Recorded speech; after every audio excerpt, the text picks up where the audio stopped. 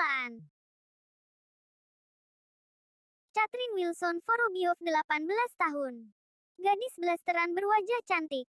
Rambut yang terikat rapi dengan baju karatenya memasuki gedung CRD Corp. Gadis belia itu berjalan menuju lift dengan riang gembira. Di tangannya tertenteng sebuah kotak berbungkus kain bermotif bunga berwarna biru.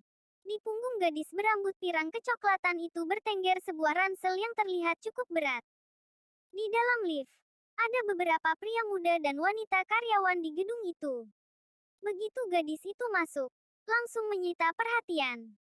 Siapa gadis muda nan cantik ini? Kenapa ada di gedung yang tak seharusnya? Apakah dia anak magang? Sejak kapan perusahaan CRD Corp menerima pemagang? Wah, jika sampai gadis ini magang di sini pasti akan sangat ramai. Begitulah kira-kira yang ada di dalam pikiran mereka. Sambil mencuri-curi lihat pada gadis itu. Di kerah bawah baju karate gadis blasteran itu tercetak tulisan nama dengan bordiran. Catherine, wah nama yang cantik. Batin beberapa pria di dalam lift sambil terus memperhatikannya. Katie yang merasa terganggu dengan tatapan tak enak itu memukul pembatas di sampingnya. Sontak membuat orang-orang di sana terperanjat. Kalian memang punya mata. Tapi kalian tidak diizinkan memandang keindahanku terlalu lama. Ucapnya dingin dan ketus. Dek, mungkinkah dia akan menggunakan karatenya pada kami? Batin mereka serentak ketakutan. Kenapa gadis cantik ini terlihat menakutkan? Auranya seperti presdir kami. Batin mereka lagi gemetaran. Pintu lift terbuka. Dengan segera penghuni lift itu berhamburan keluar walau bukan di sana tujuannya. Tapi berlama-lama dengan gadis cantik yang dingin tentu tidak nyaman bukan? Daripada kena gempar mending cari aman. Katie akhirnya sampai di lantai tujuan. Lantai teratas di mana ruangan dadinya berada. Katie melihat sekeliling. Aku tidak mau menoleh ke kanan. Gumamnya. Melihat sang Dedi melalui ekor matanya. Sedang berbincang dengan sekretaris di depan pintu ruangannya. Apa yang Katie cari akhirnya ketemu tepat di seberang ruangan Dedinya. Senyum puas merekah di bibir manisnya. Dengan langkah pasti, Katie mendekat ke ruangan itu. Tepat di depan pintu ruangan itu Katie dicegat seorang wanita berambut panjang yang cantik. Maaf adik kecil. Kenapa berkeliaran di sini? Katie mengulas senyuman. Kemudian mengeluarkan kartu pengenalnya. Dan menunjukkannya pada wanita itu. Ini kartu akses yang hanya dimiliki keluarga Vorobioff. Apakah anak ini? Pikir wanita itu. Oh iya. Siapa namamu? Mungkin aku perlu mencatatnya. Ucap Katie dengan nada menggertak. Ah, maaf. Silahkan. Wanita itu menyerahkan kembali kartu milik Katie dan mempersilahkan. Katie tersenyum tipis dan melenggang penuh percaya diri. Tok-tok. Katie langsung membuka pintu begitu saja. Kenan yang sedang duduk di kursi kerjanya melongok melihat siapa yang datang. Katie. Katie tersenyum memamerkan wajah cantiknya. Berjalan dengan kepercayaan diri mendekat. Sayangnya, tali sepatu Katie lepas dan terinjak olehnya sendiri hingga gadis itu jatuh terjerembab. Aduh, tali sepatu sialan. Sudah jalan anggun-anggun malah jatuh. Kiks. Jatuh sudah martabatku. Rintihnya dalam hati. Katie, kamu baik-baik aja. Ken yang terkejut berdiri dari duduknya. Tidak, aku baik-baik saja dengan cepat Cathy berdiri. Sakitnya singak seberapa. Malunya itu. Batin Katie. Di mana Dedi? Om, tanya Katie mendekat ke meja Ken. Harusnya masih di ruangannya. Ken masih sangsi memperhatikan Cathy menyeluruh. Kamu beneran nggak apa-apa? Cathy mengacungkan jempolnya. Tadi nggak ada. Dia baru saja dari ini. Mungkin ke toilet. Balas Ken. Kenapa tidak menunggu di ruangannya saja? Ada magnet yang menarikku kemari. Om. Sahut Cathy berdiri tepat di depan meja Ken. Magnet. Ken mengerutkan keningnya dan kembali duduk. Magnetnya kuat banget. Untung kehalang meja. Kalau nggak pasti udah ketubruk. Balas Katie mengetuk-ngetuk meja dengan jarinya. Ken menatap Cathy dengan alis bertaut. Masih belum paham apa yang Katie maksud. Ya ampun, udah dikode-kode juga. Dasar lamban. Batin Katie. Katie, apa yang kamu lakukan di sini? Suara Malvin dari ambang pintu ruangan Ken. Katie tersentak. Hah, Dedi, kamu ngapain di sini? Malvin datang mendekat. Nona muda mencari Anda tadi Tuan Malvin. tapi tidak ada di ruangan. Jelas Ken. Jadi Katie kemari. Oh, Malvin melirik sedikit pada anak gadisnya itu. Dari tadi aku di depan pintu bicara dengan sekretaris. Lalu melihat gadis muda menceleos setelah melihatku sekilas. Ucap Malvin dengan datar. Semoga itu hanya perasaanku saja ya, Chat. Dedi sialan. Oh, tentu saja Dat. Perasaan Dedi mungkin sekuat itu. Ucap Katie mengibaskan tangannya di udara dengan wajah kesal. Tentu saja tidak sekuat magnet yang menarikmu kemari. Goda Malvin dengan nada dingin. Dedi, ahaha, Om Ken. Sebaiknya kami kembali ke ruangan Dedi. Daripada mengganggu Om kerja. Pamit Katie menarik paksa Malvin sebelum Dedi banyak bicara yang membuatnya malu.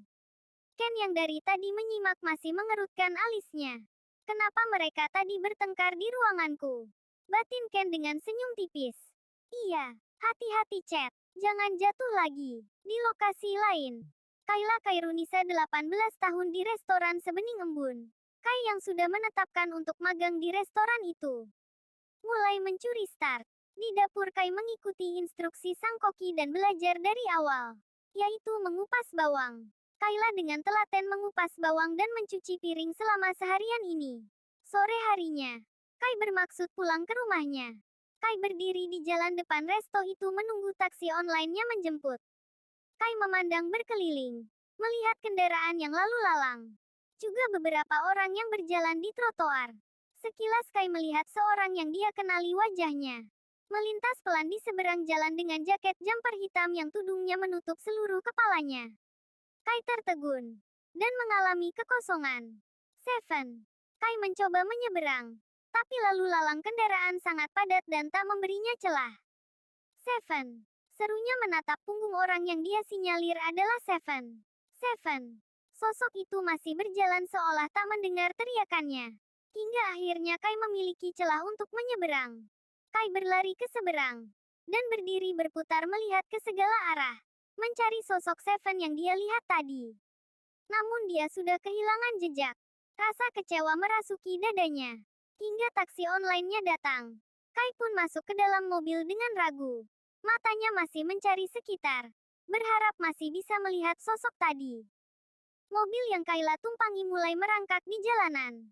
Begitu mobil itu lewat, sosok berjaket jumpers itu menoleh dari balik pohon di pinggir trotoar. Menatap mobil yang Kai tumpangi dengan pandangan yang sulit diartikan. Bab 2 Magang. Hari ini adalah hari pertama Katie magang di perusahaan Dedi Malvin. Tentu di gedung yang besar itu tak ada yang tahu Katie adalah anak Malvin. Katie pun melalui seleksi saat mengajukan magang di CRD Corp.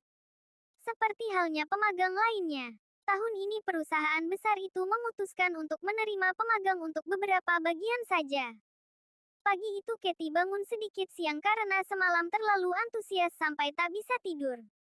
Tiap jam terbangun. Dan hanya melihat jam berapa sekarang. Katie berangkat menggunakan transportasi online. Tidak diantar oleh sopir seperti biasanya. Karena Katie sendiri ingin lebih mandiri dan tentu saja ingin membuka kesempatan nebeng sama Om Ken. Sesampainya di CRD Corp, Katie ditempatkan di bagian pendataan. Bersama dengan beberapa pemagang lainnya. Setelah perkenalan, mereka langsung mendapat tugas masing-masing. Katie kebetulan satu tim dengan Tommy yang anak kelas sebelah namun masih satu sekolah dengannya. Mereka berdua di bawah bimbingan seorang karyawan bernama Arsya. Siang itu, Katie dan Arsya sedang makan siang di kantin luar. Kak, apa ini nanti akan masuk ke sekretariat? Tanya Katie. Tujuan utama dia masuk magang di CRD Corp juga untuk bisa lebih dekat dengan Ken. Tidak Chat, kita beda departemen. Lagi pula kita tidak pernah bersinggungan dengan sekretariat. Ah, begitu. Sayang sekali. Ucap Katie sedikit kecewa. Kenapa Chat? Tanya Arsya mengerutkan dahi. Nggak kok Kak. Ngaku aja apa? Arsya menyipitkan mata menggoda. Nggak ada Kak Arsya. Katie melambaikan tangannya tanda menolak. Katie. Suara Kenan dari belakang mengagetkan gadis cantik itu. Katie menoleh. Om. Sebut Katie cengengesan. Melihat asisten Dedi sedang berdiri dengan sangat tampan dalam pandangannya. Seketika membuat Katie merona. Kamu ngapain di sini? Tanya Ken mengerutkan keningnya. Ah, Itu, Katy memang belum bilang jika dia magang di sana. Nyarida.